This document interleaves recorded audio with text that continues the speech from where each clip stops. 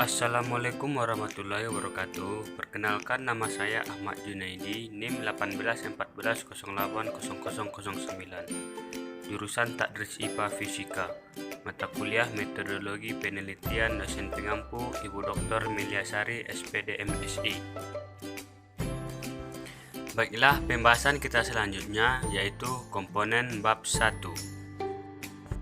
Pembahasan yang pertama yaitu merumuskan judul dan permasalahan penelitian. Judul penelitian merupakan sosok yang pertama kali kelihatan. Ini merupakan identitas atau cermin dari jiwa seluruh pemikiran yang dituangkan dalam bentuk tulisan. Oleh karena itu, ia harus ditulis secara tepat dan mampu menggambarkan isi tulisan. Perumusan masalah penelitian dalam penelitian skripsi dapat dikategorikan kepada masalah akademik dan masalah sosial. Masalah akademik dapat dikatakan sebagai hubungan minimal antara dua unsur variabel, sedangkan masalah sosial dapat dimaknai sebagai jarak antara yang diharapkan atau dikehendaki dengan yang diperoleh atau yang dirasakan.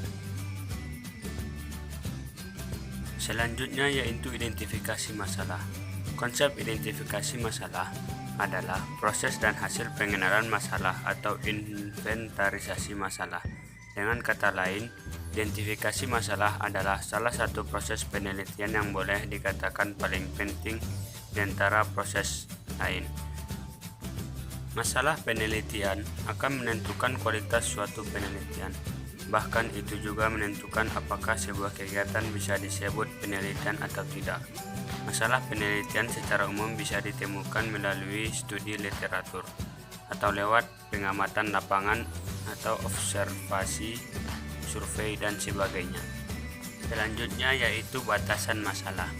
Batasan masalah adalah ruang lingkup masalah atau upaya membatasi ruang lingkup masalah yang terlalu luas atau lebar, sehingga penelitian itu lebih bisa fokus untuk dilakukan. Hal ini dilakukan agar pembahasannya tidak terlalu luas kepada aspek-aspek yang jauh dari relevansi, sehingga penelitian itu bisa lebih fokus untuk dilakukan. Selanjutnya yaitu rumusan masalah. Rumusan masalah adalah bagian terpenting dalam inti penelitian yang harus dipikirkan secara matang. Oleh karena itu, bagi para peneliti pemula dibutuhkan contoh rumusan masalah sebagai pedoman yang tepat. Dalam sebuah penelitian atau karya ilmiah apapun dibutuhkan setidaknya lebih dari 3 rumusan masalah. Tujuannya yakni tidak lain untuk memfokuskan penelitian dan mendapatkan hasil penelitian yang rinci. Selanjutnya yaitu tujuan penelitian. Tujuan penelitian adalah rumusan kalimat yang menunjukkan adanya hasil, sesuatu yang akan diperoleh setelah penelitian selesai, juga sesuatu yang akan dicapai untuk ditangani dalam suatu penelitian. Kata-kata dari tujuan penelitian mengungkapkan keinginan peneliti untuk mendapatkan jawaban atas masalah penelitian yang akan diajukan. Dalam arti lain, tujuan penelitian adalah suatu indikasi ke arah mana penelitian itu dilakukan atau data-data serta informasi apa yang ingin dicapai dari suatu penelitian. Tujuan penelitian dirumuskan dalam bentuk pertanyaan yang konkret yang dapat dicermati dan dapat diukur, jadi bukan merupakan kalimat tanya. Oleh sebab itu, perumusan tujuan haruslah relevan dengan identitas masalah yang dihadapi, perumusan masalah, dan proses penelitian. Dalam beberapa penelitian, masalahnya sangat sederhana dan tujuan penelitian tampak merupakan pengulangan dari rumusan masalah. Hanya saja penjelasan masalah dijelaskan dengan pertanyaan, sedangkan tujuannya ditulis dalam bentuk pertanyaan yang biasa memulai dengan kata-kata yang ingin mereka ketahui. Manfaat penelitian. Manfaat penelitian adalah narasi yang objektif yang menggambarkan hal-hal yang diperoleh setelah suatu tujuan penelitian telah terpenuhi.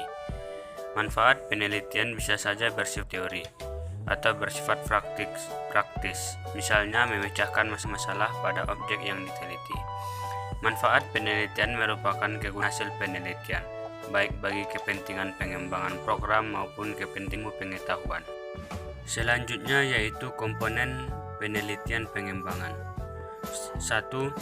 Studying research finding pertinent to the product to be developed, yaitu melakukan studi atau penelitian awal untuk mencari temuan-temuan penelitian terkait dengan produk yang akan dikembang. 2. Develop the product based on this finding, yaitu mengembangkan produk berdasarkan temuan penelitian tersebut. 3.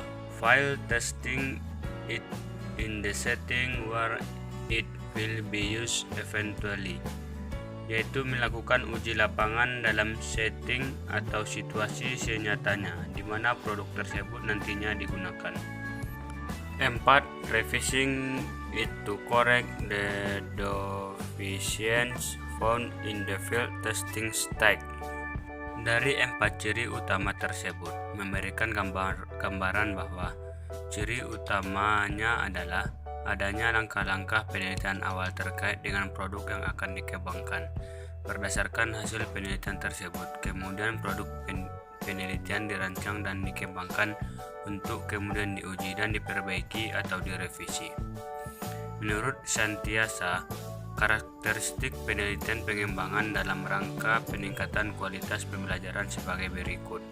1. Masalah yang ingin dipecahkan adalah masalah nyata yang berkaitan dengan upaya inovatif atau penerapan teknologi dalam pembelajaran sebagai pertanggungjawaban profesional dan komitmennya terhadap pemerolehan kualitas pembelajaran. 2. Pengembangan modal, pendekatan dan metode pembelajaran, serta media belajar yang menunjang keefektifan pencapaian kompetensi siswa.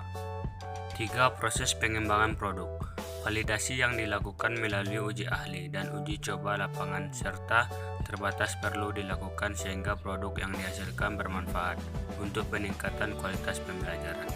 4. Proses pengembangan modal, pendekatan, modul, metode, dan media pembelajaran perlu didokumentasikan secara rapi dan dilaporkan secara sistematis sesuai dengan kaidah penelitian yang mencerminkan originalitas.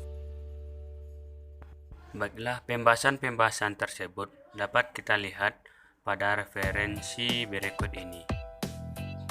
Sekian dari saya ucapkan terima kasih. Assalamualaikum warahmatullahi wabarakatuh.